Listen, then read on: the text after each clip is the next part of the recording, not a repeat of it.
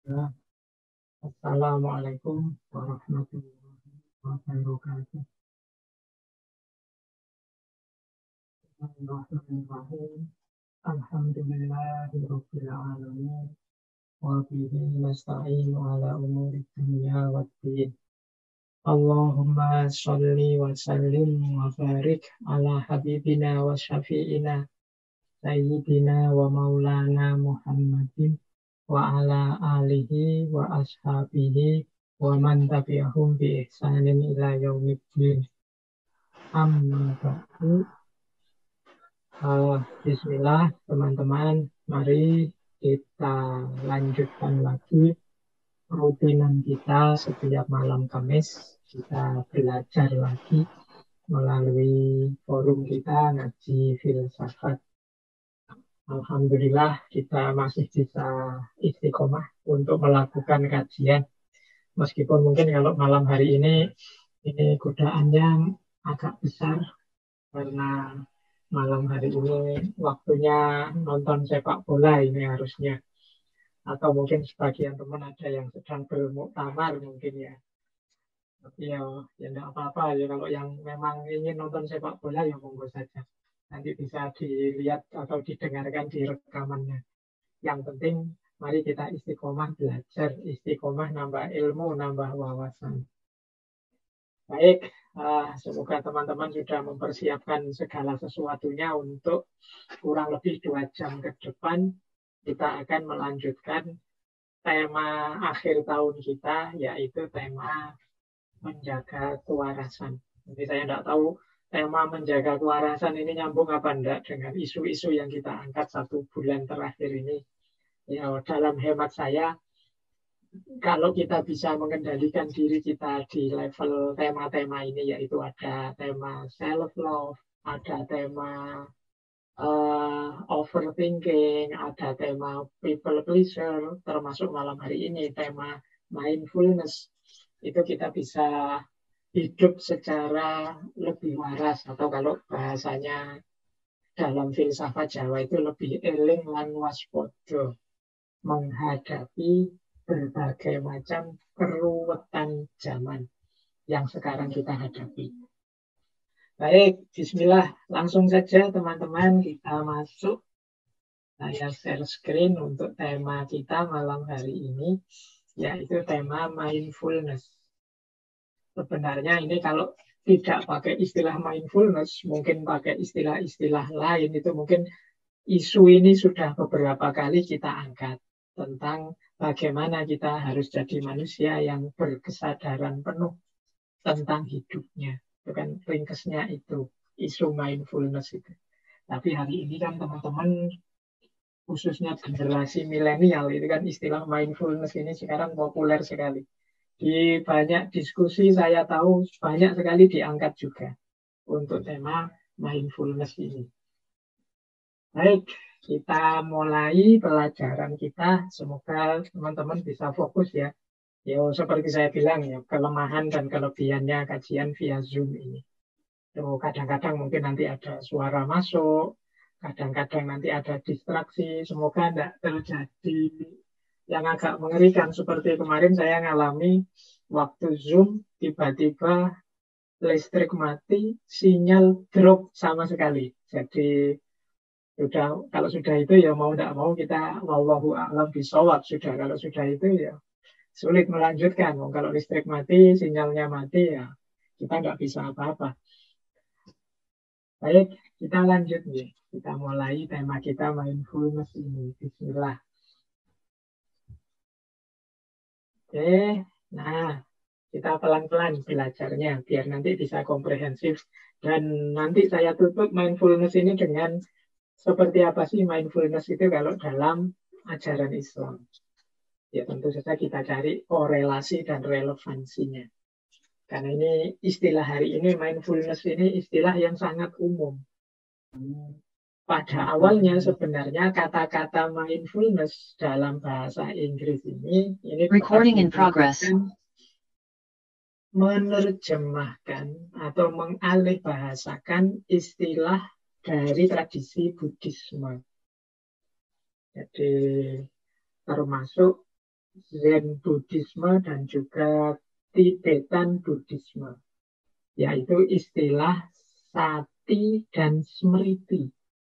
Jadi ini bagian dari kebenaran dalam Buddhisme. Yaitu kalau secara letterlet itu artinya mengingat-ingat atau menyadari. Biasanya istilah ini secara umum dipakai dengan definisi bagaimana kita ini hidup itu mbok yang sadar, hidup itu mbok yang serius, dengan penuh kesadaran. Kita melakukan segala sesuatu, memutuskan segala sesuatu, HP-nya tidak bisa full, makannya juga tidak bisa full. Jadi yang dilakukan apa, pikirannya kemana, perasaannya gimana. Nah ini kalau dalam psikologi sering disebut sumbernya stres. Jadi sumbernya kerumitan hidup kita. Karena kita sendiri kalau bahasa ini kan ada istilah multitasking. Di satu momen kita lakukan banyak hal. Orang modern menyebutnya itu demi efektivitas, Pak. Iya, tapi kalau terlalu berlebihan kita tidak ngerti takarannya, yang terjadi bukan efektivitas. Tapi justru semuanya jadi tidak maksimal. Jadi segala hal akhirnya membuahkan kekecewaan kita. Membuat kita, wah, harusnya tadi aku begini loh. Harusnya satu semester kemarin aku itu bolosnya jangan terlalu banyak. Kalau kayak gini resiko nilaiku. Itu karena kemarin kita tidak sepenuh hati kuliahnya. Jadi ini yang dimaksud oleh mindfulness. Ini salah satu penyakit yang dihadapi oleh banyak manusia hari ini. Hari ini itu kan peradaban kita dulu mungkin kita pernah kajian yang judulnya tentang kecepatan, Paul Virilio. Hari ini era kemarin kita tidak sepenuh hati kuliah. Semua orang ingin yang dimaksud nomor satu, cepat enak, cepat populer, cepat sukses dan lain sebagainya. Akhirnya sama sekali tidak menikmati hidup hari. Jadi, hidup isinya hanya dikejar-kejar. Hidup isinya hanya dari satu target ke target yang lain. Rasanya sangat melelahkan. Baik, kita lanjutkan. Jadi ini makna umum dan yang populer. Jadi kita tidak akan terlalu dalam masuk ke sejarahnya. Jadi meskipun tadi saya sebut Buddhisme, nanti dalam banyak referensi disebutkan bahwa gagasan mindfulness ini dekat misalnya dengan ide, mungkin teman-teman sering dengar ada meditasi ini, meditasi itu, dan lain sebagainya. Itu nanti salah satu manifestasinya sebenarnya. Tapi tidak harus ke sana. Jadi yang kita pahami malam hari ini di level umum saja. Bagaimana kita menjalani hidup ini secara sepenuh hati, sepenuh pikiran, menikmati dengan sadar situasi saat ini yang sedang kita rasakan. Nah, mindfulness ini bentar, mungkin ada yang suaranya besar.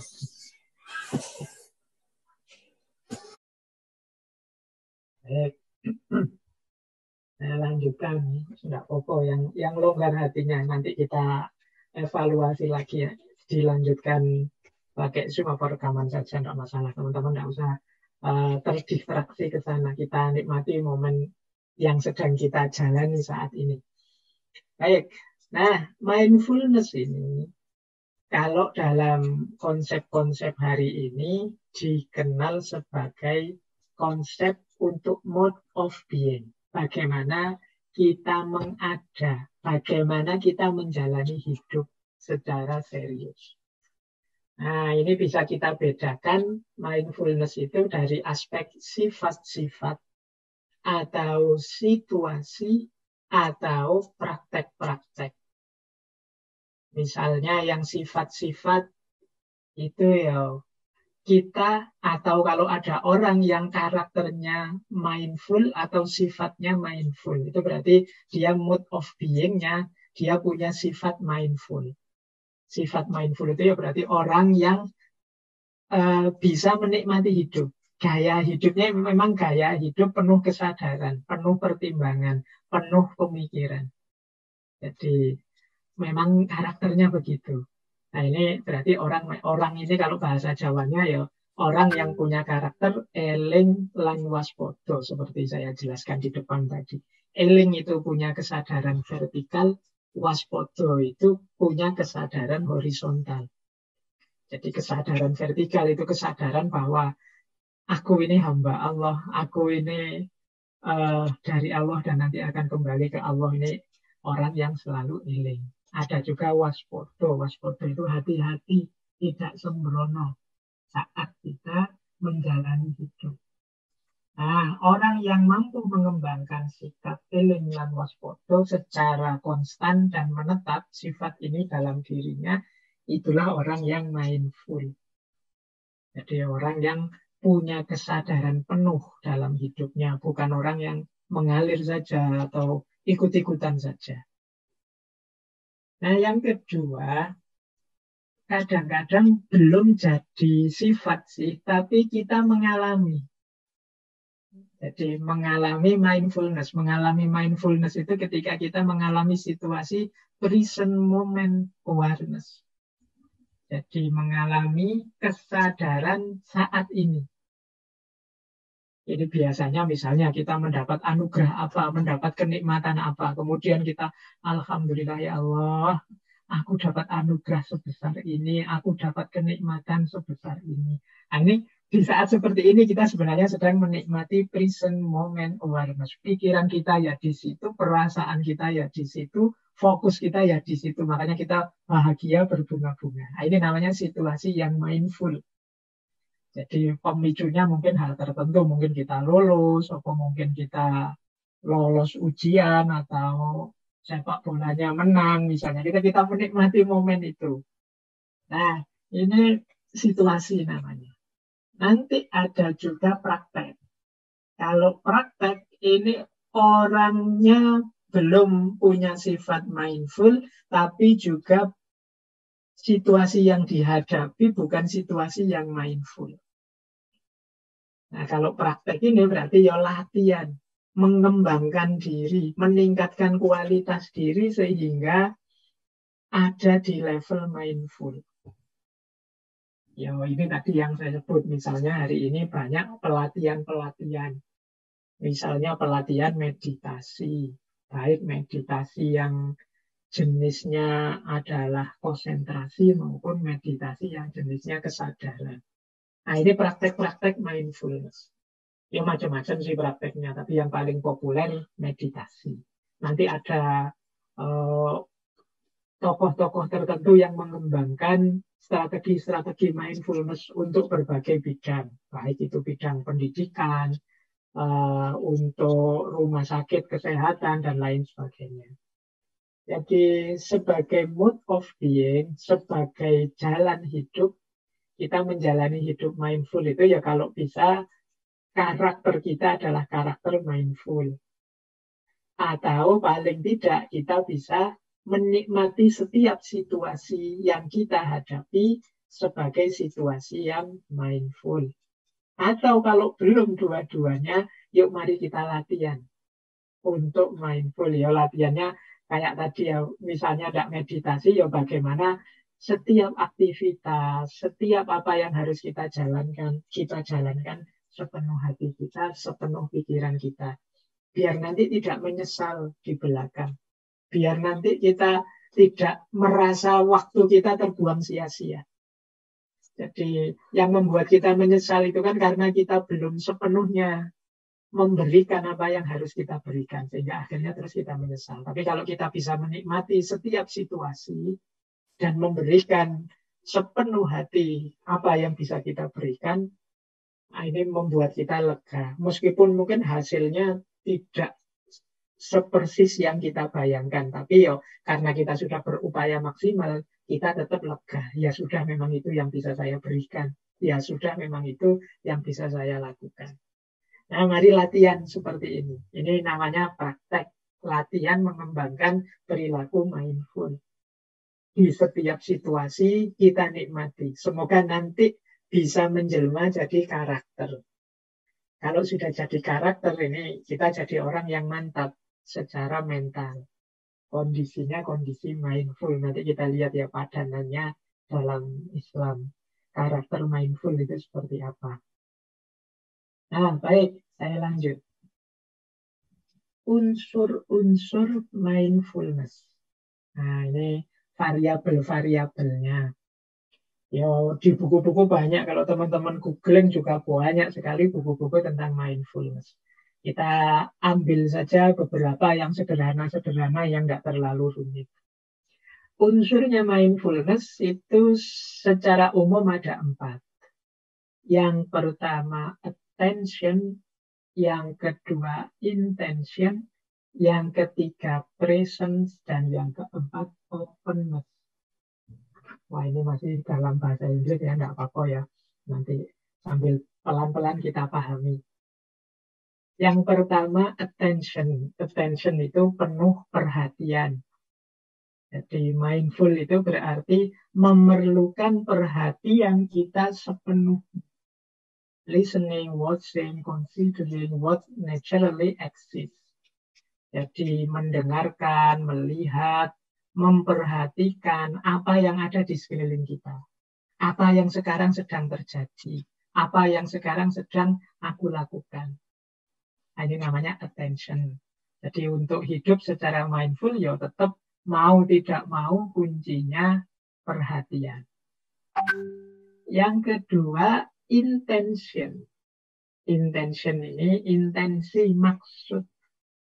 Jadi maksudnya apa? Yo, ketika kita melakukan sesuatu, ketika kita mengalami, menjalani sesuatu, kita sadar ini maksudnya apa, ini tujuannya apa, ini isinya apa sih, itu intention. Jadi, kita sadari, ini mau apa sebenarnya, ini maksudnya apa, ini maknanya apa, itu intention. Jadi kita ngerti, orang yang tidak sadar itu kan dia melakukan segala sesuatu tanpa memperhatikan ini mau apa.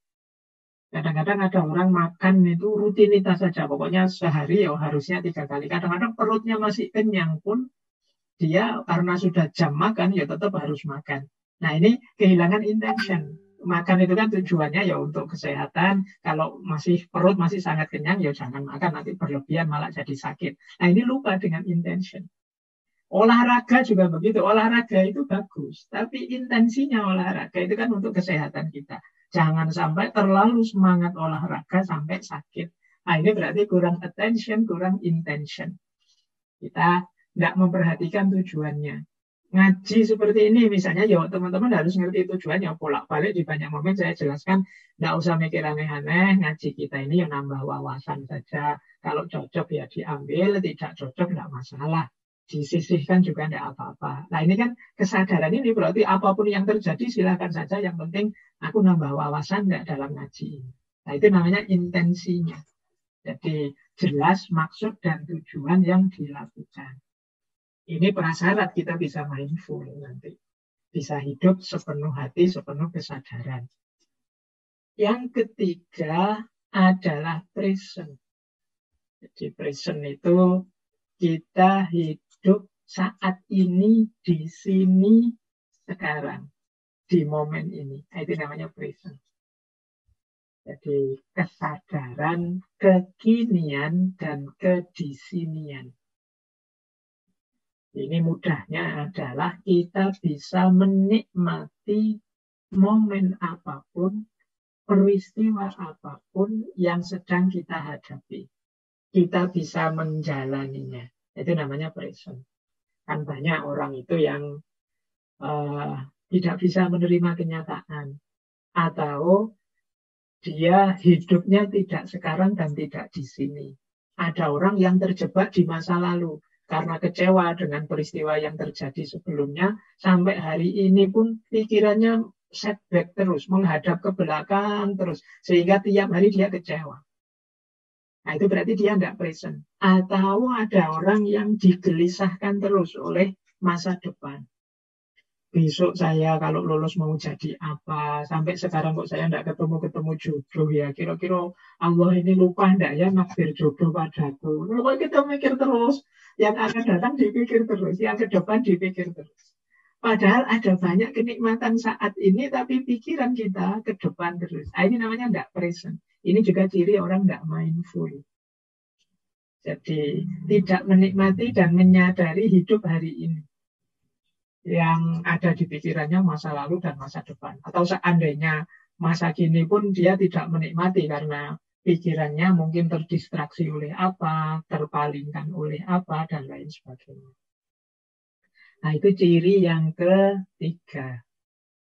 Ciri yang keempat, openness. Openness itu terbuka. Jadi, orang itu mindful kalau dirinya terbuka. Terbuka menerima peristiwa, menerima masukan, membaca situasi. Jadi, dia terbuka. Makanya cirinya curious. Curious itu ingin tahu. Jadi tidak merasa sudah tahu, tidak merasa sudah pinter, sudah bisa, tapi dia terbuka terus terhadap data baru, situasi baru. Dan objektif itu ya kalau baik dia bilang baik, kalau suka ya dibilang suka, tidak suka bilang tidak suka. Itu namanya objektif. Orang seperti ini menikmati dan menyadari hidup. Kadang-kadang kan kita tidak suka tapi tidak berani bilang tidak suka. Kita tidak senang tapi tidak berani kalau bilang saya tidak suka, tidak senang. Itu tidak objektif. Ini sulit kita menikmati situasi kalau kita tidak bisa objektif, tidak terbuka. Dan non-judgmental. Non-judgmental itu tidak usah terlalu dinilai dengan macam-macam konsep. Tidak usah terlalu banyak ditakari. Ini sudah baik, apa setengah baik, apa tidak usah. Dinikmati dulu, disadari dulu. Jadi vonisnya nanti saja, depending saja dulu. Kadang-kadang banyak orang itu kesusu memvonis. Sehingga akhirnya apa? Tidak bisa menikmati hidup. Lupa dengan tujuan hidup. Fokusnya geser, terdistraksi oleh vonis-vonis tadi. Jadi ayo dinikmati dulu saja dengan terbuka, present, intention, dan attention. Inilah mindfulness. Wong yo, kita ini kan hidup memang banyak disetir oleh pikiran kita. Nah, mindfulness ini membantu pikiran kita untuk fokus, tidak teralihkan atau tidak tertipu oleh perspektif-perspektif yang tidak perlu. Jadi ini kalau dalam bahasanya Imam Ghazali ya ini jalan untuk menemukan kebahagiaan, yaitu dengan menerima apapun anugerah Allah yang diwarnai nanti akhirnya adalah rasa syukur. Jadi kita menikmati hidup kita. Ini tanda orang yang bersyukur. Nah, jadi ada 4 unsur utama dalam mindfulness. Nah, ini loh bedanya orang yang hidup secara mindful dan tidak mindful. Orang yang hidupnya mindful itu dia responsif. Tapi orang yang hidupnya tidak mindful, tidak sepenuh hati, tidak sepenuh kesadaran, itu hidupnya reaktif. Jadi ada beda antara responsif dan reaktif. Yang mindful itu responsif, yang tidak mindful itu reaktif.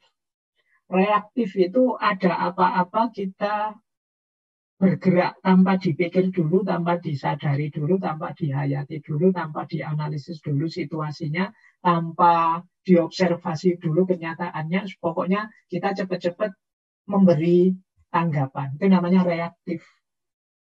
Ada orang maki-maki, terus langsung kita balas maki-maki. Padahal kita belum paham benar. Itu konteksnya makian itu apa, kepada siapa, dalam situasi apa. Itu memang niatnya menyerang kita atau jangan-jangan hanya bergurau saja. Atau jangan-jangan itu bukan makian karena dia dari kelompok atau mungkin dari suku yang berbeda. Kalimat seperti itu bukan makian. Itu sifatnya hanya keakraban saja dan lain sebagainya. Masih ada banyak kemungkinan. Makanya kita sadari dulu deh apa-apa. Mari kita pikirkan dulu, mari kita pertimbangkan dulu. Itu namanya mindful. Kalau sudah jelas semuanya, baru kita memberi tanggapan. Itu namanya responsif. Beda dengan yang reaktif tadi. hari ini banyak masalah karena reaktif ini tadi. Loh, orang itu ya tidak diam saja kalau ada yang salah, ada yang keliru, ada yang tidak pada tempatnya.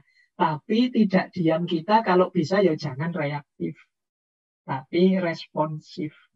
Jadi responsif itu kita memberi respon setelah melalui tahapan mindfulness. Mindfulness itu setelah kita berpikir mendalam, setelah kita menyadari segala unsur situasinya, kita tahu awal dan akhirnya, baru kita, oh kalau begitu menurut saya ini. Mungkin antara responsif dengan reaktif itu bisa outputnya sama. Begitu kita teliti, oh ini kok ada orang maki-maki aku ini. Setelah kita teliti, oh memang benar ini, dia memang ingin melecehkan aku ini. Dia memang itu mungkin kita kalau begitu biar lega, anggap saja hukum kisos, maki balas maki. Ya sudah, itu kan, tapi kan minimal kita tidak langsung begitu dimaki kita balas maki, tapi ada proses mindfulnya. Jadi kita berpikir dulu mendalam. Inilah mengapa hari ini banyak orang menyarankan kita untuk hidup secara mindful. Tidak iseng, tidak asal-asalan, tidak ikut ke sana, ikut ke sini mengikuti yang lain yang belum pasti relevan dan cocok untuk hidup kita. Karena hari ini itu kan mode hidup yang paling kelihatan adalah mode kehebohan. Mode kehebohan itu basisnya bukan kebenaran, basisnya bukan kebaikan, tapi mana yang viral, mana yang heboh. Itu yang diikuti oleh banyak orang. Nah ini bisa menjebak kita pada hidup yang tidak mindful tadi. Yang lain ke utara ikut ke utara, yang lain ke selatan ikut ke selatan. Yang lain ganti merek HP, kita ganti merek HP. Yang lain, pokoknya banyak. Kita dari satu kehebohan ke kehebohan yang lain. Sehingga rentan sekali kita kehilangan kedirian kita. Makanya tadi mindful itu bagian dari mode of being. Jadi bagaimana kita hidup sepenuhnya sebagai manusia. Baik, kita lanjutkan ya. Nah, ini kunci-kuncinya. Kalau kita ingin mengembangkan perilaku yang mindful. Jadi minggu-minggu sebelumnya kita membahas perilaku-perilaku yang mengarah pada ketidakwarasan seperti people pleaser, kemudian overthinking, dan lain sebagainya. Nah, malam hari ini kita memberikan semacam tawaran solusi, yaitu mindful. Yang kuncinya antara lain 7 hal ini. Jadi, yang pertama apa mindful itu? Ini tadi sudah saya jelaskan sebentar ya, non-judgmental. Jadi, jangan dihakimi, jangan menghakimi. Jadi, jangan di awal sudah divonis dulu, dipahami dulu, dimengerti dulu, disadari dulu, diobservasi dulu kalau perlu. Setelah itu diterima situasinya apa adanya dulu. Aspek menerima situasi ini penting. Banyak orang yang setelah mengobservasi, memahami, menghayati, menyadari malah lari dari masalah. Ya, yuk, jangan kesusu dijudge, jangan kesusu aku yes, aku no, nanti dulu. Jadi dipahami dulu. Nah, setelah itu butuh juga passion. Passion itu kesabaran. Ya memang ini enggak simpel. Kita ada proses yang harus kita tempuh. Ya kalau enggak ada kesabaran ya kita nanti salah membaca, salah memahami, salah menyikapi. Harus sabar. Nah, yang ketiga, trust. Trust itu percaya. Ya, hidup itu didasari pada kepercayaan-kepercayaan yang diawali tentunya kepercayaan pada diri kita sendiri. Jadi dasarnya mindful itu ya trust. Kita percaya pada diri kita, percaya pada situasi sekeliling kita. Banyak orang yang kehilangan kepercayaan. Kemudian non-striving, non-strive. Jadi tidak berusaha. Tidak berusaha itu maksudnya apa sih? Ayo kita nikmati dulu. Ayo kita terima dulu situasi apa adanya. Jangan kesusu diubah karena nanti jangan-jangan jatuhnya hanya reaktif saja. Jadi reaktif itu kan berarti kita sudah capek berusaha, akhirnya hasilnya lebih jelek dari sebelumnya. Mari kita upayakan untuk memahami dulu secara mendalam dulu dan setelah tanpa usaha apa acceptance. Acceptance itu kita menerima. Jadi kita terima situasinya apa adanya. Itu namanya acceptance. Kalau sudah bisa acceptance, ada kalanya kita juga dituntut untuk letting go. Letting go itu melepaskan. Biar saja dia jalan seperti itu. Ini kalau teman-teman kalau ada yang pernah latihan atau melakukan praktek-praktek meditasi, nanti meditasi jenis kesadaran ini, itu meditasi yang mindful ini biasanya fokus pada penerimaan dan melepaskan. Jadi penerimaan itu kita sadari dan kita terima apapun situasi diri kita dan letting go. Letting go itu kalau ada yang mau pergi lewat silahkan, ada yang hadir kita terima. Acceptance and letting go. Kadang-kadang muncul pikiran-pikiran ini, itu tidak harus kemudian pikiran ini dibasmi semua, biar fokus, biar konsentrasi, enggak. Biarkan saja dia lewat. Kalau pikiran itu mau datang, ya biar datang. Kita perhatikan, oh ternyata pikiranku itu fokus ke sana selama ini, melenceng ke sana. Oh ternyata hari-hari ini pikiranku banyak disibukkan tentang ini, tentang itu, dan lain sebagainya. Biarkan muncul semua. Setelah itu pasti akan pergi. Jadi kalau sudah banyak muncul, akhirnya kita yang kontrol pikiran, bukan kita yang dikontrol oleh pikiran. Nah, yang terakhir, kuncinya mindfulness itu adalah beginner's mind. Beginner's mind itu pemikiran pemula. Ini menarik teori beginner's mind ini. Coba ya kita lihat konsep beginner's mind ini dalam mindfulness. Jadi konsep pemikiran pemula ini berasal dari seorang Zen Master dari Jepang yang namanya Shunryu Suzuki. Jadi apa sih beginner's mind itu? Membersihkan pikiran dari segala yang selama ini sudah nempel. Lawannya beginner's mind itu atau pikiran pemula itu adalah pikiran ahli. Kita ini kan dulu sejak SD sampai kuliah hari ini di kepala kita ini diisi banyak sekali konsep-konsep, kacamata-kacamata, perspektif-perspektif tentang hidup. Mungkin dari guru-guru kita, dari buku-buku yang kita baca, mungkin dari tontonan-tontonan yang kita lihat. Ini menempel banyak sekali teori-teori, konsep-konsep. Nah, ini yang sering mengacaukan hidup kita. Jadi kita sering berbekal konsep-konsep ini, akhirnya hidup kita selalu dari satu judgement ke judgement yang lain. Bekalnya judgement apa? Bekalnya menilai penghakiman itu, ya konsep-konsep yang banyak sekali ada di pikiran kita. Jadi, disarankan beginner's mind apa? Beginner's mind itu pemikiran yang masih jernih. Yang masih melihat apa-apa apa adanya.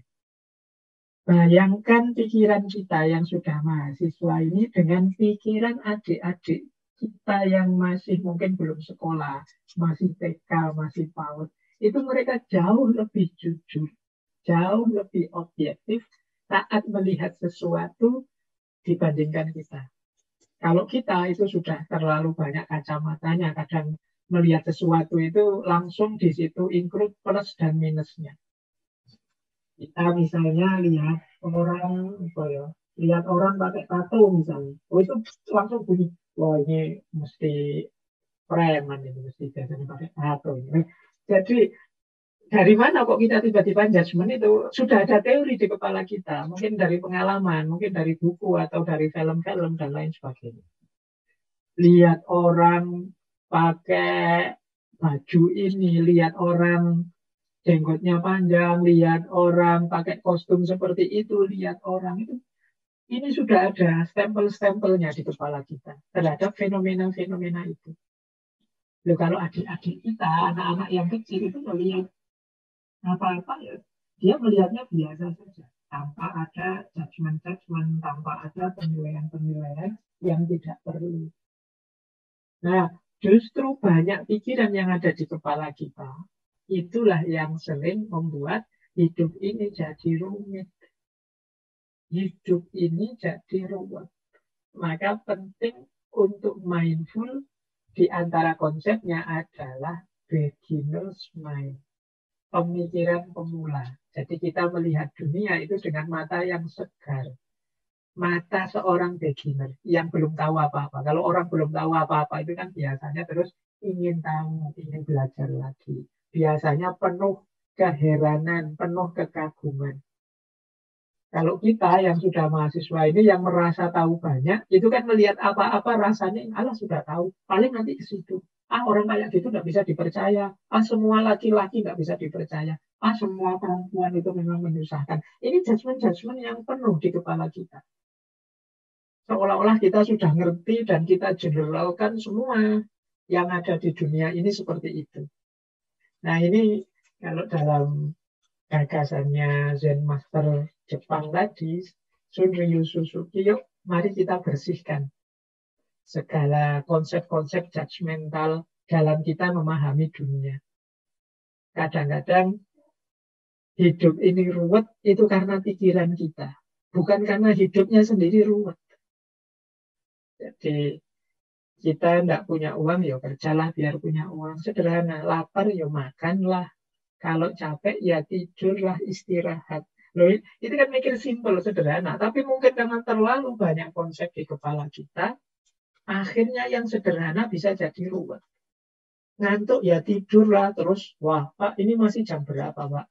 Menurut teori kesehatan, tidur itu kalau bisa di atas jam sekian, nanti bangunnya jam sekian. Akhirnya ya kita sudah ngantuk pun nggak kuat, nggak berani tidur. Rumusnya nggak sederhana. Bayangkan anak-anak kecil itu yang ngantuk ya tidur. Sederhana, selesai. Dia nggak peduli dalam situasi apa, yang ngantuk ya tidur. Lapar ya minta makan. Dia nggak akan ngitung, ini makan sudah 3 kali, apa masih 2 kali, apa aku masih kenyang, apa enggak. Jadi mari melihat dunia dengan beginner's mind. Dengan kacamata yang segar. Orang yang menggunakan beginner's mind, dia hidup dengan penuh rasa ingin tahu, hidup dengan penuh rasa syukur, hidup dengan penuh kekaguman terhadap segala yang terjadi di sekeliling kita. Selama ini kita lebih sering bergaya sok tahu. Jadi kalau ada fenomena apa-apa, kita merasa sudah tahu. Padahal mungkin judul fenomenanya saja sama, tapi detail peristiwanya bisa berbeda. Itu pun kita sering mengeneralisasi. Nah, jadi selain 6 tadi, 6 kunci mindful tadi, yang nomor 7 ini mungkin sesuatu yang perlu kita renungkan kembali. Kalau dalam bahasanya tasawuf itu di antara prosedur awal yang harus kita jalankan sebelum melakukan perjalanan spiritual menuju Tuhan adalah takhulli. Takhulli itu pembersihan diri, pembersihan jiwa, termasuk membersihkan pikiran dari hal-hal yang tidak penting, tidak perlu. Baik, ini konsep beginner's mind. Nah, ini ada formulanya, formula mindfulness. Jadi rumusnya mindfulness itu adalah yang pertama, mari kita hidup dengan sadar makna dan tujuan. Intinya hidup yang sadar. Yang kedua, mari kita menikmati proses. Jadi selama ini mungkin kita lebih terlatih menikmati itu ya hasil. Tapi sebenarnya hidup ini sudah bisa kita nikmati sejak proses. Jadi tidak hanya skripsi yang sudah jadi, yang indah bisa dinikmati. Tapi proses menyusun skripsi itu sebenarnya juga indah. Kalau nggak percaya boleh tanya kenangan-kenangan waktu nyusun skripsi pada teman-teman yang sudah lulus. Itu nanti ceritanya bisa macam-macam. Jadi keindahan itu tidak hanya ada di hasil, tapi juga di proses. Misalnya yang sekarang sudah menikah suami istri yang semula pacarannya lama atau ngejar-ngejarnya lama. Loh, itu kan sejak proses sebenarnya sudah indah. Itu sampai anak cucu bisa diceritakan itu proses ngejar-ngejar, proses pacaran sampai menikah. Jadi proses itu indah. Perjuangan kita meraih pekerjaan misalnya. Memang melelahkan, capek. Tapi nanti kalau sudah dapat pekerjaan, ini proses ini juga bisa kita ceritakan pada anak cucu kita sebagai kenangan yang indah. Maka mindful itu antara lain kita menikmati hidup sejak proses. Kemudian ya olah pikir, ya olah fisik. Jadi mindful itu bukan berarti orang pasif, tapi juga aktif. Jadi hidup ini ya memerlukan keterlibatan fisik kita, keterlibatan pikiran kita sepenuhnya. Kemudian memberikan keseimbangan pada otak, pada pikiran kita. Jadi ya, otak kita itu kan ada bagian kiri, bagian kanan, ada unsur-unsur matematisnya, tapi ada juga unsur seninya. Otak juga diberi keseimbangan, ada istirahatnya, ada dipakainya. Kita tahu porsi-porsinya, jangan sampai overthinking, jangan sampai tidak dipakai sama sekali, dan lain sebagainya. Kemudian mindful juga adalah kita bersikap tenang, mampu mengendalikan diri sepenuhnya. Jadi cirinya orang yang mindful itu sebenarnya di dua rumus yang terakhir itu. Orangnya jadi tenang. Menyikapi fenomena apapun, dia tenang. Dan mampu mengendalikan diri. Tidak reaktif. Bukan berarti diam saja. Tapi dia mendahulukan berpikir mendalam. Mendahulukan menikmati apa yang terjadi. Mendahulukan proses dan orientasi pada makna dan tujuan. Jadi ini kemampuan mengendalikan diri namanya. Jadi inilah rumusnya. Jadi kalau teman-teman ingin mengembangkan perilaku yang mindful, ya kita sadar makna, sadar tujuan. Kita mampu menikmati proses, termasuk menikmati hasil juga pastinya. Kita aktif, tidak pasif. Hidup kita seimbang, ya lahir, ya batin. Ya aspek otak kanan, ya aspek-aspek otak kiri, ya berpikir kritis, ya berpikir kreatif. Dan tenang serta mampu mengendalikan diri sepenuhnya. Inilah seorang yang mindful. Baik. Tadi saya jelaskan ya, ini mindfulness itu banyak dipakai di dunia psikologi hari ini. Ada banyak manfaatnya. Itu saya tulis misalnya mengatasi problem-problem psikologis dan psikosomatis. Psikosomatis itu sebenarnya awalnya problem pikiran, tapi efeknya ke sakit tubuh. Awalnya sih karena kita stres, tugas-tugas kuliah terlalu banyak. Akhirnya kepikiran tugas-tugas kuliah, terus imunitas kita drop. Terus datanglah penyakit, kepala kita pusing, perut kita mules misalnya. Tiap kali ingat tugas kuliah, perut kita rasanya mules, mual. Tiap kali terus, itu namanya gejala psikosomatis. Muncul kecemasan-kecemasan dalam diri kita. Jadi ini dari pikiran ke fisik.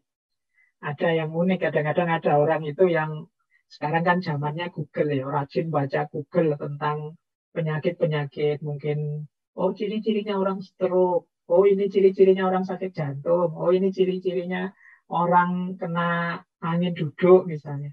Nah, itu kita ngerti semua dari Google. Ini nggak sadar kadang-kadang terus mempengaruhi kita. Kita pusing sedikit saja, terus kita sambung-sambungkan, wah ini jangan-jangan gejala stroke ini. Kita perut mules sebentar, wah ini gejala penyakit jantung ini. Buktinya kok saya berdebar-debar ini. Ya, orang hidup normal ya mesti aja berdebar-debar. Tapi karena kemarin baru baca Google ciri-ciri orang sakit jantung, wah ini kita begitu agak capek sedikit berdebar-debar, wah ini sakit jantung ini. Akhirnya kita lemes beneran, akhirnya ya kita perlu obat beneran akhirnya. Ini banyak gejala-gejala kecemasan yang hari ini kalau mengikuti beberapa survei jumlahnya orang-orang yang mengalami problem kecemasan itu semakin meningkat. Jadi penyakit yang berawal dari pikiran tapi kemudian melahirkan penyakit fisik beneran. Nah, mindfulness bisa jadi opsi untuk kita keluar dari jebakan kecemasan tadi. Jadi ada anxiety itu kecemasan, termasuk adiksi. Adiksi itu ketergantungan. Jadi, orang yang mendapat ketergantungan itu kan orang yang sudah tidak bisa lagi mengontrol dirinya. Jadi itu namanya ketergantungan. Yang paling terkenal kan narkoba misalnya. Mungkin kalau ditanya baik-baik saat sadar, dia akan jawab narkoba itu jelek. Narkoba itu merusak dan lain sebagainya. Tapi karena sudah ketergantungan, dia tidak bisa lepas dari jebakan itu. Itu namanya adiksi. Saya tidak tahu teman-teman punya ketergantungan apa. Kadang-kadang orang itu aneh-aneh. Ada yang ketergantungan kopi, ada yang ketergantungan rokok. Hari ini sangat banyak orang yang ketergantungan HP misalnya. Kita kan tidak bisa lepas sama sekali dengan HP hari ini. Nah ini hati-hati juga, adiksi itu ya sifatnya pasti tidak positif untuk psikis. Agresi. Jadi orang yang nggak mampu mengontrol kemarahan dirinya. Suicidality. Ini orang-orang putus asa yang sudah tidak sanggup lagi untuk hidup. Ini kan mungkin saking beratnya beban yang dia rasakan, saking sulitnya dia menerima situasi yang dia hadapi. Depresi, rasa sakit, tidak bisa tidur, hipertensi, dan lain sebagainya. Termasuk mengurangi stres, meningkatkan fokus hidup, keseriusan hidup. Nah, ini manfaat-manfaatnya. Jadi makanya yuk teman-teman boleh mulai latihan. Mudahnya ini melatih kita untuk hidup secara lebih serius, secara lebih sadar. Apapun yang kita lakukan. Baik, sebelum saya masuk ke wawasan-wawasan dari sisi religius ya, ada banyak sebenarnya. Saya bawa beberapa saja tips-tips untuk melatih mindful. Yang pertama apa? Coba teman-teman mengembangkan hobinya masing-masing, kreativitasnya. Menggambar, mungkin yang pintar gambar, yang coba menggambar. Jadi kreativitas itu penting untuk apa? Kesehatan mental. Kalau kita kreatif saat kita sedang berkreasi, ini kan pikiran kita lebih banyak istirahat. Hidup kita ruwet, itu kan tadi saya bilang banyak karena pikiran kita yang tidak terkendali. Entah itu mikir masa lalu atau khawatir masa depan. Tapi ketika kita kreatif, gambar misalnya, itu yang fokus kita sepenuhnya pada gambar tadi. Atau mewarnai. Sekarang kan banyak itu di toko-toko buku itu yang aspek mewarnai. Jadi kan membuat kita fokusnya ke situ. Atau yang mungkin punya keahlian apa, atau ingin tanam menanam, atau ingin memelihara binatang apa, dan lain sebagainya, silahkan. Punya hobi apa, kreativitas apa, kembangkan. Saat kita asik dengan hobi kita, itu pikiran lebih rileks. Ini tipsnya saja dalam rangka sebelum kita terjun menikmati hidup yang lebih serius. Ayo kita latih mengistirahatkan pikiran. Jadi kalau pikiran pas lelahnya luar biasa, tidak bisa kita tepis, tidak bisa kita singkirkan kegelisahan-kegelisahan itu, ayo kreatif. Mungkin mengembangkan hobi, mungkin melakukan apa. Pak, tapi saya tidak bisa Pak gambar Pak. Ya, gambar untuk diri sendiri, nggak usah ditunjukin orang deh. Gambar-gambar dilihat-lihat sendiri, terus atau mewarnai saja lah kalau nggak bisa gambar. Itu mudahnya bisa. Jadi kembangkan kreativitas. Atau boleh jalan-jalan. Jalan-jalan itu ya keluar-keluar, touring-touring. Tapi dengan tujuan ingin menikmati suasana saja. Ini mengistirahatkan pikiran. Kadang-kadang kan kita ini agak over. Maunya santai-santai, tapi begitu keluar masih mikir. Mungkin touring bareng-bareng teman, nanti di luar harusnya asik menikmati suasana, malah diskusi politik, malah bahas tugas-tugas, malah nggak jadi asik. Ayo perhatikan jalan-jalan di luar.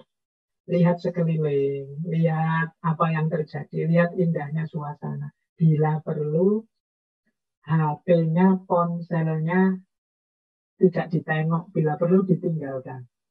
Karena biasanya yang hari ini yang sering mengganggu itu ya HP. Jadi momen-momen asik itu bisa bubar ketika kita buka HP. Lagi enak santai-santai, buka Instagram, ada orang ngapain terus kita terus distraksi, kita terstimulasi untuk jadi marah, jadi tersinggung, jadi tidak fokus lagi. Bolehlah dalam sehari kita menyapih HP kita untuk tidak melulu jadi yang kita pegang. Ada lagi, ini menarik. Kalau ini sebenarnya saya ambil dari Imam Ghazali nanti di salah satu kitab beliau tentang manfaat alam semesta. Itu adalah di antara manfaatnya langit. Itu kalau kita sedang galau, sedang susah, coba keluar, tataplah luasnya langit. Atau ya kalau di Imam Ghazali ya langit malam boleh. Langit malam itu kan indah. Setelah ini teman-teman boleh keluar. Coba lihat indahnya langit malam. Nikmati saja. Tidak usah di-judgment, tidak usah wah ini kalau zaman dulu tidak ada listrik lebih asik. Tidak usah mikir aneh-aneh lah. Dinikmati saja. Apa adanya saja. Apa yang ada di sekeliling kita. Tidak usah wah menyesal dulu kalau di kampung ini masih ada suara-suara jangkrik, masih ada suara kodok. Sekarang sudah tidak ada. Itu sumpuk lagi nanti kalau mikir gitu. Dinikmati saja apa adanya. Nah, jadi kita keluar menikmati yang ada di sekeliling kita. Kemudian boleh juga tipsnya, jadi ini dalam rangka mengistirahatkan pikiran sebenarnya, biar kita lebih sadar, lebih mindful. Ayo kita nikmati apapun yang sedang kita jalankan. Mencuci kah, atau bikin kopi, mungkin ada yang bikin kopi. Sekarang untuk ngaji, coba nikmati proses bikin kopi itu sejak awal. Sejak naruh kopi, menyeduh kopi, membau betapa sedap aromanya, uap hangatnya menyentuh wajah kita, kemudian kita seruput sedikit-sedikit, itu sebenarnya indah. Tapi kita sering cuek dengan proses ini. Yang teh, ya teh. Yang cemilan mungkin makanannya dipegang, dilihat, kemudian dirasakan sedikit demi sedikit. Ini hidup ini akan indah. Kita itu sering pikiran selalu kemana-mana, kenikmatan keindahan hidup di sekeliling kita terlewatkan.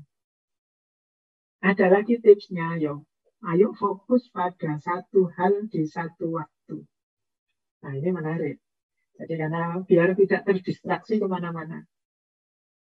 Ada lagi cara yang banyak disarankan, yaitu menulis diari. Diari ya, Pak Mas Keliru membacanya diari. Buku harian. Jadi mungkin generasi hari ini itu sudah tidak familiar lagi dengan buku harian. Mungkin sekarang ya kenal blog, Instagram, Twitter, Facebook. Tapi tempat curhatnya itu anak-anak hari ini banyak di media sosial. Yang itu ya dibaca orang banyak. Kesadaran bahwa ini nanti dibaca orang banyak itu membuat kita sering tidak otentik. Kita sering lebih banyak pencitraannya. Jadi boleh teman-teman mungkin mulai besok beli saja buku harian, ya buku biasa saja, kan banyak diari-diari buku harian itu, untuk sebagai ekspresi, sebagai wadah apa yang kita rasakan. Ada istilah namanya gratitude journal. Gratitude journal itu teman-teman tidak harus membuat 1000 kata kayak yang diminta MJS itu jadi tulisan. Tidak harus begitu, nanti terlalu panjang akhirnya bertele-tele. Enggak. Gratitude journal itu bisa cuma 1 kalimat, bisa 2 kalimat. Biasanya yang diisi di situ 3 hal terbaik yang aku lakukan hari ini apa. Misal, itu contoh saja. Hari ini ada 3 hal yang menurutku istimewa. Baik.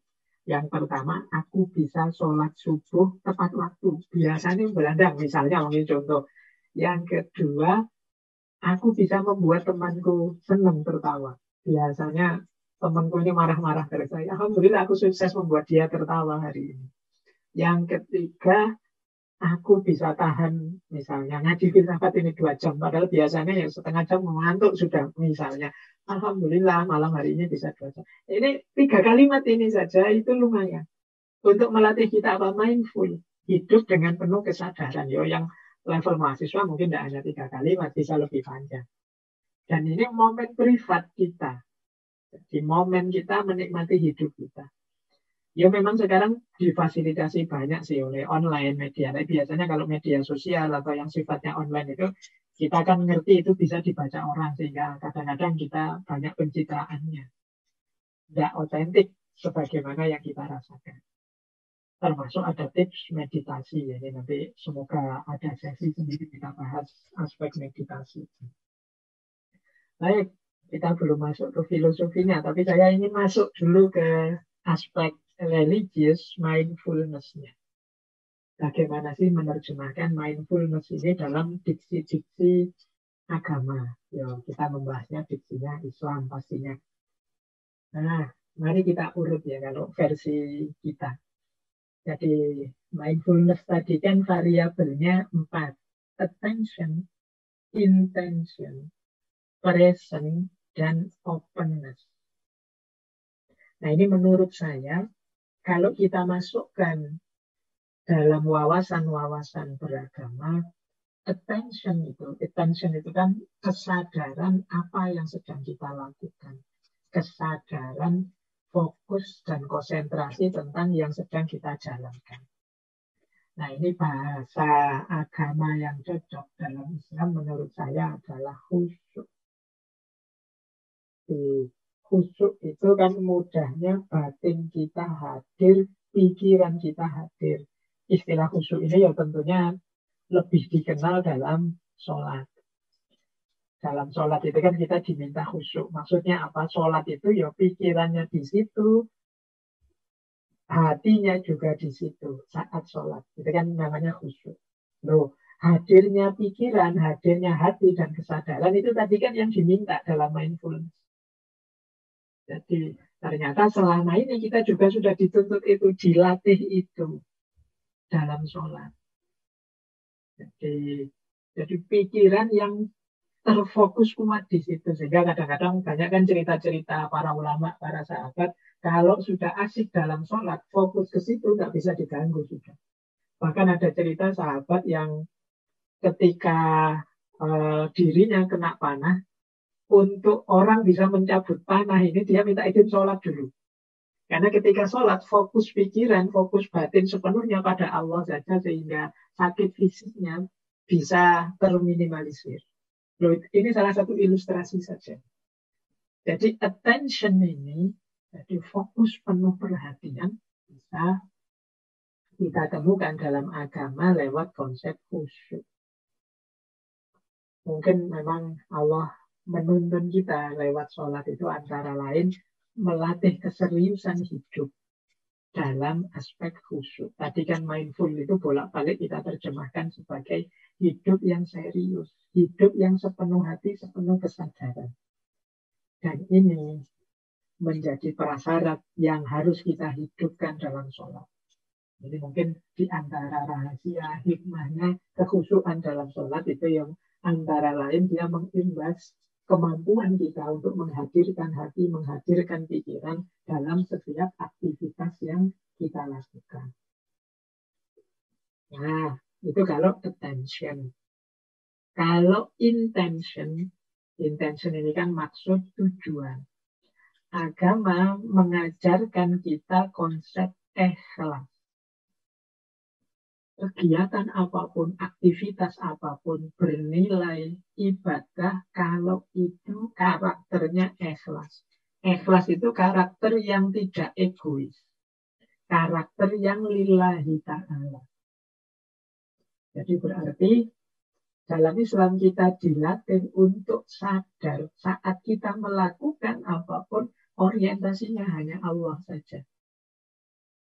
Untuk bisa ikhlas ini nggak mungkin kita nggak sadar. Harus sadar tahu arahnya kemana. Harus diniati jelas. Bahwa ini saya lakukan lillahi ta'ala. Niat jelas di awal itu membantu kita menghadirkan intention.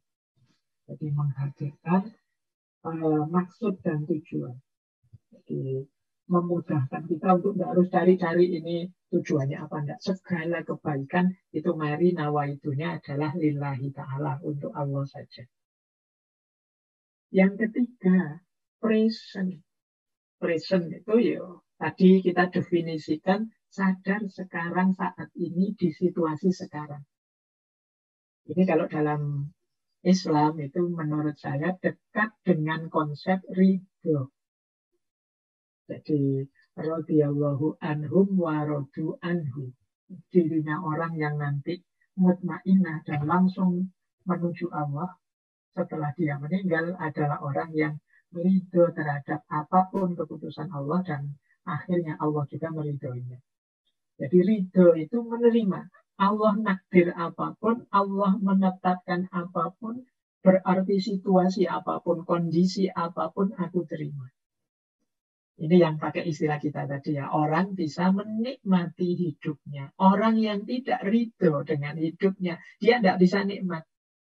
Tidak ridho kalau sainganku jadi pemimpin. Tidak ridho kalau tetanggaku sukses. Tidak ridho. Dia akan gelisah. Tidak terima dengan situasi yang ada di sekelilingnya. Tidak present. Tidak bisa menikmati hidup. Dia akan sulit bersyukur.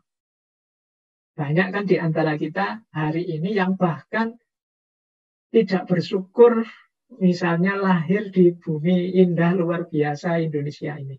Banyak kan yang di komen-komen itu, oh dasar warga plus 62 misalnya. Memang negara berflower ini, negara yang baru berkembang. Masih kita tidak bangga sama sekali dengan tanah air kita, dengan bangsa kita. Ini kalau ditarik-tarik mungkin jatuhnya bisa kita tidak ridho oleh Allah ditakdir di Nusantara, di Indonesia yang indah ini. Kita tidak present, kita tidak bisa menikmati. Ya sulit kita mindful pada akhirnya. Jadi kita hidup dengan penuh kesadaran, dengan penuh pemikiran. Kenapa? Pikiran dan kesadaran kita tidak di sini. Mungkin kita punya ideal-ideal yang jauh tidak sama dengan situasi hari ini. Nah, itu tidak ridho namanya. Yang keempat, openness. Openness itu terbuka. Tadi kan bilang objektif, apa adanya. Itu kalau dalam agama ya namanya hikmah. Jadi hikmah itu menemukan kebenaran, kebaikan dalam situasi apapun.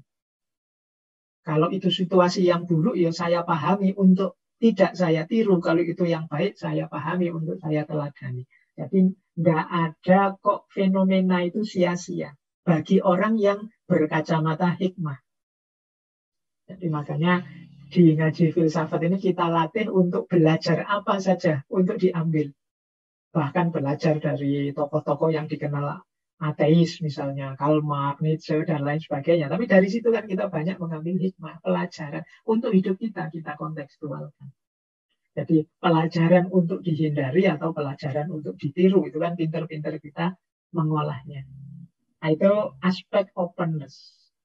Jadi untuk mindful, kalau menggunakan diksi-diksi agama, kita bisa pakai istilah khusyuk, ikhlas, ridho, dan juga hikmah. Inilah 4 variabel religious mindfulness.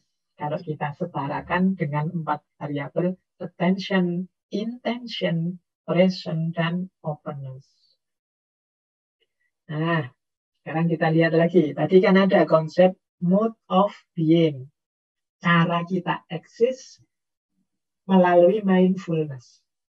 Ada sifat, ada situasi, ada praktek. Sifat itu berarti mindful yang sudah tertanam dalam jiwa. Nah itu kalau dalam bahasa agama, sejauh yang saya tahu, orang yang sudah sangat mantap batinnya, sudah sangat stabil jiwanya, itu disebut seorang yang mutmainnah. Jiwanya jiwa yang tumakninah. Jadi karakter tumakninah dalam diri menunjukkan kestabilan kesadaran dan pikiran kita. Jadi ini mood of being. Makanya tadi disebut orang tumakninah itu ya ayyatuhan nafsul mutmainnah irji'i ila rabbiki radiyatan mardiyah. Jiwanya penuh ridho dan dia juga diridhoi oleh Allah. Ketika ketumakninahan ini jadi karakter atau sifat. Jadi menurut saya sifat yang mindful itu setara dengan kondisi jiwa yang mantap, yang tumakninah. Nah, kemudian ada juga situasi. Kalau tadi kan karakternya, kalau ini situasi yang dihadapi. Orang yang mindful, yang hidup dengan penuh kesadaran, itu menghadapi situasi apapun, dia punya 3 karakter untuk menghadapi situasi itu. Kalau dalam ilmu akhlak, dalam tasawuf itu, yaitu saya pilih 3. Qanaah, yang kedua warok, dan yang ketiga iffah. Qanaah itu kondisi jiwa yang menerima apa adanya anugerah Allah. Tidak mengeluh ingin lebih. Ini jiwa yang qanaah. Jadi berarti apa? Orang yang qanaah itu dia sangat mindful. Mengapa? Karena dia sadar situasinya dan menerima apa adanya. Ini kan kalau dalam agama namanya qanaah. Kemudian warok dan iffah. Kalau warok dan iffah ini lanjutannya qanaah. Jadi kemampuan seseorang untuk mengendalikan diri. Kalau dalam tasawuf sering disebut wirai. Orang yang warok wirai itu orang yang mampu mengendalikan dirinya. Jadi termasuk iffah. Iffah itu orang yang mampu menjaga kehormatan dirinya. Jadi mindfulness dari aspek situasi itu adalah karakter seseorang yang qanaah, warok, dan iffah. Terus saya lanjut. Nah, sekarang prakteknya. Tadi kan praktek ini berarti kita menjalankan ketika mindful ini belum sepenuhnya jadi sifat, jadi situasi. Kita melakukan pelatihan-pelatihan riyadhah, upaya-upaya membentuk jiwa yang mindful. Nah, prakteknya ini istilah yang sering saya pakai di berbagai kesempatan yaitu jihad, ijtihad, mujahadah. Dalam bahasa Arab, kata-kata jihad, jahada, yujahidu, juhad itu artinya sungguh-sungguh. Jadi ini tadi kan kita disuruh hidup yang sungguh-sungguh. Jihad itu kesungguh-sungguhan berupaya, berikhtiar. Ijtihad itu kesungguh-sungguhan belajar, nambah ilmu, nambah wawasan. Mujahadah itu kesungguh-sungguhan mendekat kepada Allah. Jadi jihad, ijtihad, mujahadah ini kita menjalani hidup secara sungguh-sungguh. Kita upayakan semaksimal mungkin, kita pelajari sedalam mungkin, dan tidak lupa kita mendekat pada Allah, berdoa agar terkabul apa yang kita inginkan. Itulah jihad, ijtihad, dan mujahadah. Ini praktek untuk kita hidup sepenuh hati, sepenuh jiwa. Inilah mode of being-nya mindful tadi. Berarti kita dituntut untuk mengembangkan sifat yang tumakninah, tenang, mantap dalam kebaikan. Kemudian mental yang qanaah, warok, iffah. Dan praksis hidup yang dipenuhi dengan jihad, ijtihad, dan mujahadah. Inilah mindfulness sebagai mode of being. Nah, kita lanjutkan aspek religiusnya, yang agamanya. Ini tadi kan kita belajar serius dalam hidup kita. Proses apapun hal yang kita lakukan yang menunjukkan mindfulness itu menurut saya ya rangkaian dari 6 hal ini. Jadi bukti bahwa kita sudah mindful itu ketika aktivitas yang kita jalankan mengandung 6 aspek ini. Ini menunjukkan kita serius, sepenuh hati, sepenuh jiwa menjalankannya. Yang pertama apa? Niat. Jadi niat itu berarti kita tahu makna, tahu tujuan. Makanya kita jalankan. Itu niat. Jadi melakukan sesuatu sepenuh hati itu ya pastinya diniati. Tidak mungkin tidak niat. Kalau tidak niat itu kan namanya iseng saja. Jadi kita memang niat nawa itu. Nah yang kedua, zikir. Zikir itu sambil ingat Allah. Makanya niat itu selalu diarahkan lillahi ta'ala. Dalam Islam selalu dianjurkan mengawali aktivitas apapun dengan basmalah. Bismillahirrahmanirrahim. Ini aspek zikirnya. Jadi Tuhan kita ingat sejak awal hingga akhir tindakan. Jadi setelah niat ada zikir, kemudian ada fikir. Nah, fikir ini menunjukkan hadirnya pikiran, hadirnya akal. Tadi kan diminta sepenuh hati, sepenuh pikiran. Berarti apa? Jangan melakukan sesuatu yang tidak dipertimbangkan sebelumnya atau tidak kita tahu maksudnya, isinya sebelumnya. Nah, ini namanya fikir. Jadi ada niat, ada zikir, ada fikir. Setelah itu baru ikhtiar. Kalau ikhtiar ini melibatkan daya fisik yang kita miliki. Diupayakan secara nyata. Kalau sudah ikhtiar, kita kembalikan lagi semuanya pada Allah hasilnya.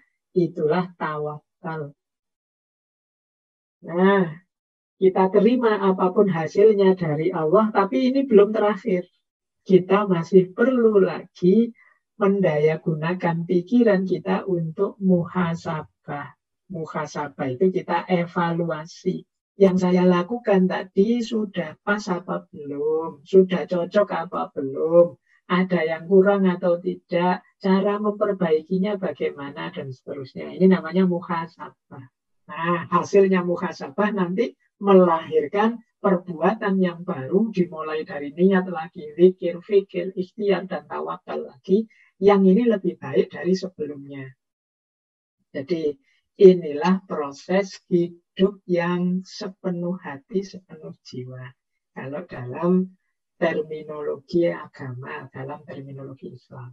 Jadi apapun yang kita lakukan diawali dari niat, disadari tentang hadirnya Allah di segala situasi, zikir, kemudian dilakukan dengan pertimbangan dan wawasan yang cukup, fikir, kemudian diwujudkan dalam perbuatan yang sungguh-sungguh, jihad, ijtihad, mujahadah, itulah ikhtiar. Hasilnya apapun kita terima. Itulah tawakal. Setelah itu kita muhasabah, kita evaluasi, sehingga setelah ini yang saya lakukan lebih baik dari tadi. Inilah penerjemahan dari saya untuk mewujudkan hidup yang mindful. Nah, hasilnya apa sih mindfulness di level religius ini? Kita wujudkan efeknya apa? Menurut saya kalau kita sudah melakukan tadi, mindfulness tadi, baik yang secara umum maupun dalam istilah-istilah agama, kita akan mendapatkan paling tidak 4 hal efeknya. Yang pertama apa? Kesadaran muraqabah. Jadi muraqabah beda dengan muqarabah. Muraqabah itu kesadaran bahwa kita ini senantiasa diawasi oleh Allah. Karena tadi kan diawali dari niat, zikir, kesadaran lillahi ta'ala. Itu kan berarti di setiap detik hidup kita, kita sadari tentang Allah dan hadirnya Allah. Berarti apa? Kita sadar Allah itu mengawasi aku terus. Nah ini namanya kesadaran muraqabah. Efek ini menurut saya penting.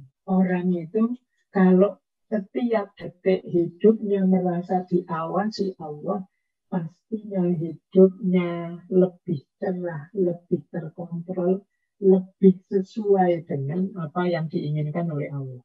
Nah, ini namanya kesadaran muraqabah. Yang kedua, kesadaran muqarabah. Kesadaran muqarabah itu kesadaran kita untuk lebih semangat lagi mendekat pada Allah. Jadi kita lebih terdorong untuk mendekat terus pada Allah. Karena tadi amalan kita kan amalan yang diawali dari kesadaran ketuhanan, diakhiri dengan muhasabah dan tawakal lillahi ta'ala semuanya. Ini membuat kita semakin terdorong mendekat kepada Allah. Yang ketiga, ketika kita mengembangkan perilaku yang mindful ini, maka hidup kita akan dipenuhi oleh rasa syukur. Kita tidak lagi hidup dari satu keluhan ke keluhan yang lain. Kita hidup dari rasa syukur yang satu ke rasa syukur yang lain. Jadi, mengapa? Ya karena kita hidup sepenuh hati menghayati, menikmati apapun yang diberikan oleh Allah. Maka yang lahir adalah dari alhamdulillah ke alhamdulillah. Dari rasa syukur ke rasa syukur yang lain. Dan yang keempat, efek yang menurut saya positif dari mindfulness adalah kekuatan diri, kekuatan jiwa kita menghadapi apapun yang terjadi dalam hidup ini. Jadi kita tidak jadi orang yang lari dari kenyataan, tidak jadi orang yang tidak terima dan mengeluh menghadapi situasi, tapi kita jadi orang yang sadar dan menerima apapun situasi yang kita hadapi. Nah, ini bahasa saya orang yang jiwanya kuat. Jadi malam hari ini kita kenal serba sedikit apa itu mindfulness, kemudian kita pahami relevansi dan korelasinya dalam ajaran Islam. Semoga teman-teman mulai sedikit-sedikit ngerti makna dan pentingnya mindfulness ini dalam hidup kita. Baik, masih ada waktu sebentar. Ini yang paling akhir sebenarnya aspek filsafatnya, filosofinya. Ada beberapa tokoh filsafat yang gagasan-gagasannya dekat dengan mindfulness ini. Saya ambil beberapa saja untuk teman-teman lebih dapat gambaran. Misalnya yang pertama, ini saya ambil agak banyak dari Jon Kabat-Zinn.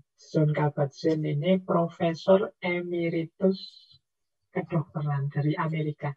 Beliau inilah sebenarnya yang konsep-konsepnya tentang mindfulness menginspirasi banyak orang.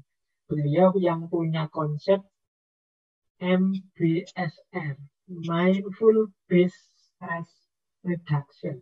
Jadi, bagaimana cara mengurangi stres berbasis mindfulness. Nah, kata beliau, ini saya ambil beberapa saja dari bukunya. Beliau menyatakan begini, melakukan mindfulness berarti kita sepenuhnya berkomitmen di masa kini. Mengajak diri kita untuk menghadapinya sepenuh kesadaran. Dengan tujuan untuk melakukan yang bisa kita lakukan. Dan akhirnya mewujudkan keteguhan. Hidup yang sepenuh hati dan kesenangan.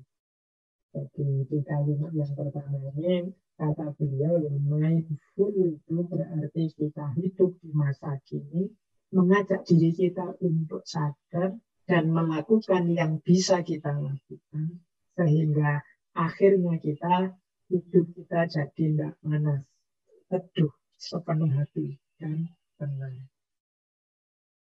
Dan ini yang kedua menurut saya menarik. Dalam istilah-istilah bahasa Asia, maksudnya negara-negara di timur, kata-kata pikiran dan kata hati itu maknanya sama. Maka jika engkau tidak bisa menangkap adanya makna headfulness dalam kata mindfulness, itu berarti engkau belum memahaminya. Jadi memang kata Jon Kabat-Zinn, istilahnya memang mindfulness. Jadi kalau diterjemahkan pakai kamus bahasa Inggris itu seolah-olah sepenuh pikiran. Tapi jangan lupa dalam tradisi Timur, karena ini tadi kan saya bilang banyak diambil dari Buddhisme. Dalam tradisi filsafat Timur, kata main atau pikiran ini setara, mencakup juga hati. Berbeda dengan peradaban modern yang akal itu ya akal rasio saja. Tapi di Timur, main itu tidak hanya rasio, tapi lebih luas lagi intelijensi. Jadi termasuk di situ hati. Jadi sepenuh pikiran itu ya maksudnya ya sepenuh hati itu. Hidup yang serius. Bukan kok hidup yang dipikir saja, tidak begitu. Tapi hidup yang dijalani sepenuh hati. Karena hati dan pikiran dalam tradisi Timur itu setara. Sama-sama alat, sama-sama bagian dari intelijensi manusia. Yang nanti oleh Barat justru direduksi akal ya akal saja. Nah, ini pesannya Kabat-Zinn. Jadi meskipun kata-katanya mindful, itu sebenarnya juga bermakna headful. Nah, yang ketiga, engkau tidak bisa mencegah gelombang, tapi engkau dapat belajar cara berselancar. You can't stop the wave, but you can learn how to surf. Jadi tadi kan kita itu diminta menerima apapun situasi. Wong itu memang sudah ketetapannya Allah. Ini kan seperti gelombang. Mau tidak mau dia akan hadir dalam hidup kita. Tapi dengan memahami gelombang, kita bisa belajar berselancar. Jadi kita tidak ditelan oleh gelombang, tapi kita bisa menaiki gelombang untuk mencapai tujuan hidup kita. Jadi itulah tujuannya tadi kita menyesuaikan dengan menerima situasi. Tidak dalam rangka diam saja, tapi kita menjadikan situasi itu sebagai pijakan untuk mencapai tujuan kita. Kata John Kabat-Zinn lagi, mindfulness adalah jalan kita berteman dengan diri dan pengalaman kita sendiri. Jadi ini berarti bagian dari self-love yang kita bahas di minggu pertama kemarin. Bentuk kita self-love antara lain adalah mindfulness ini. Kita hidup secara serius. Nah, selanjutnya dia berkata begini. Jika kita berharap untuk pergi kemanapun atau mengembangkan diri dengan cara apapun, kita hanya bisa melangkah dari tempat kita berdiri. Jika kita tidak benar-benar tahu di mana kita berdiri, kita mungkin hanya berputar-putar saja. Jadi kata Kabat-Zinn, mengapa sih kita perlu menyadari, kita perlu menerima dan memahami situasi hidup kita sepenuhnya? Ya karena dari situlah dasar kita, titik tolak kita untuk mengembangkan diri. Kalau kita tidak kenal diri kita, tidak paham situasi kita, tidak menerima bahkan kenyataan hidup kita, loh bagaimana kita bisa maju, bagaimana kita bisa move on, bagaimana kita bisa berkembang. Kalau kita tidak ngakui bahwa kita ditinggal orang yang kita cintai, ya tidak mungkin kita bisa move on. Kalau kita tidak ngakui bahwa kita ini misalnya nilai kuliah kita rendah, ya bagaimana kita bisa meningkatkan kualitas kuliah kita. Jadi kesadaran kita tentang situasi objektif kita hari ini, itulah nanti yang jadi pijakan kita untuk mengembangkan diri. Kalau kita palsu, kalau kita tidak mengenali diri kita sendiri, ya sulit. Mau berkembang kemana? Wong kita tidak tahu kita ada di mana. Kita itu kan maju kalau tahu kita berdiri di mana. Jadi kalau kita tidak tahu berdiri di mana, ya jangan-jangan kita tidak bergerak maju, tapi nyamping, atau jangan-jangan malah mundur, jangan-jangan ya muter-muter saja. Jadi inilah pentingnya kita memahami dan menerima situasi diri kita. Nah, kalau tadi Kabat-Zinn, kalau ini dari banyak tokoh sekarang. Misalnya yang pertama saya ambil dari Maulana Jalaluddin Rumi. Beliau malah bilang begini, singkirkanlah pikiranmu, lalu sadarilah sepenuhnya. Tutuplah matamu dan dengarkanlah. Nah ini mirip dengan tadi ya, ada isu pemikiran pemula, beginner's mind. Kita ini memang disibukkan oleh pikiran-pikiran kita sendiri. Ayo sementara pikiran ini kita pending dulu. Kemudian kita sadari hidup kita sepenuhnya, kita terima apa adanya. Tutuplah matamu dan dengarkanlah. Tutuplah matamu itu maksudnya segala macam konsep, teori, kemudian paradigma besar dan macam-macam yang ada di pikiran kita. Ayo dipending dulu, ditutup dulu, kita dengarkan secara objektif apa yang ada di sekeliling kita. Disitulah menurut Maulana Rumi kita akan mendengarkan kebenaran yang otentik, yang apa adanya. Nah, ada juga misalnya pandangan dari Thich Nhat Hanh yang minggu lalu juga kita ambil dari beliau ya. Beliau itu memang tokoh biksu Buddha dari Zen Buddhisme asal Vietnam meskipun tinggalnya di Perancis. Kata beliau begini, saat kita sadar sepenuhnya, terlibat sepenuhnya dengan masa kini, pemahaman kita tentang segala yang terjadi di sekeliling kita juga semakin dalam. Dan kita akan mulai dipenuhi dengan penerimaan, kedamaian, kegembiraan, dan cinta. Ini kalau yang di depan tadi sudah banyak kita jelaskan. Menurut saya yang terakhir itu menarik. Mari kita bentuk hidup kita dengan penerimaan, kegembiraan, kedamaian, dan cinta. Diawali dari penerimaan. Orang tidak mungkin gembira dalam hidupnya kalau tidak diawali dari penerimaan terhadap hidupnya. Kalau teman-teman merasa, Pak, saya kok banyak susahnya, banyak gelisahnya, banyak sumpeknya hidup saya, jangan-jangan kita masih banyak tidak terima dengan situasi-situasi kondisi hidup kita. Nah, kalau sudah menerima, pasti kita gembira. Kalau kita gembira, bersyukur, hidup akan damai.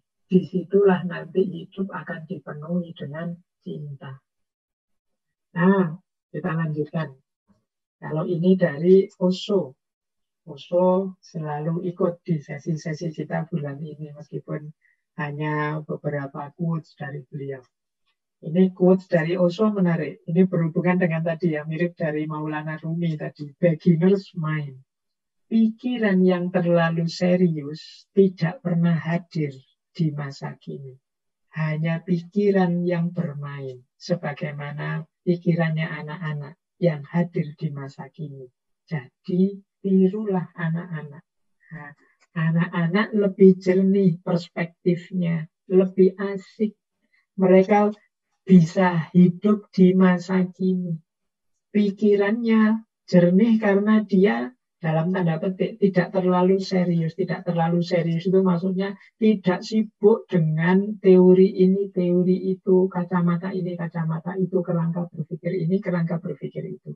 Dia melihat realitas apa adanya, diterima, dinikmati dalam kegembiraan. Itulah anak-anak. Kata Osho, pikiran yang terlalu serius tidak pernah hadir di masa kini. Pikiran kita itu banyak terjebak masa lalu atau membimbangkan masa depan. Kita gelisah hari ini karena rasa sesal dari masa lalu atau khawatir masa depan kita rusak. Kita tidak pernah menikmati hidup di masa kini. Nah, ini kata-kata dari Osho. Nah, ada lagi yang menurut saya menarik ini dari Anthony de Mello. Kapan-kapan tokoh-tokoh spiritual ini kita bahas satu-satu. Anthony de Mello ini, beliau ini salah seorang imam Jesuit. Beliau banyak nulis tentang spiritualitas. Beliau mendirikan pusat doa di India. Meskipun beliau sudah meninggal tahun 87. Kata beliau begini, ini mungkin sering kita dengar kalimat ini.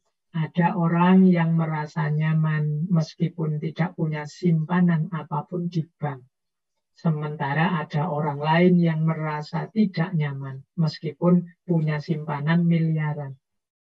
Bukanlah jumlah uang ternyata, tapi pikiran atau program yang ada di pikiran kita yang membuat perbedaan.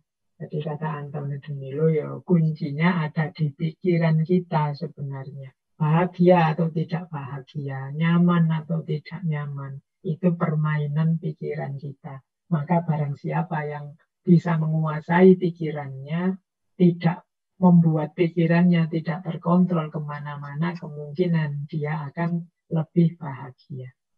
Nah, kalau ini dari Deepak Chopra. Deepak Chopra itu ya penulis spiritual India Amerika. Ini beliau dikenal tokoh pengobatan alternatif. Kata beliau, jangan biarkan satu hari lewat tanpa bertanya siapa dirimu. Karena setiap waktu yang berlalu, ada saja hal baru yang masuk dalam kesadaranmu. Jadi, mari kita jangan mandek.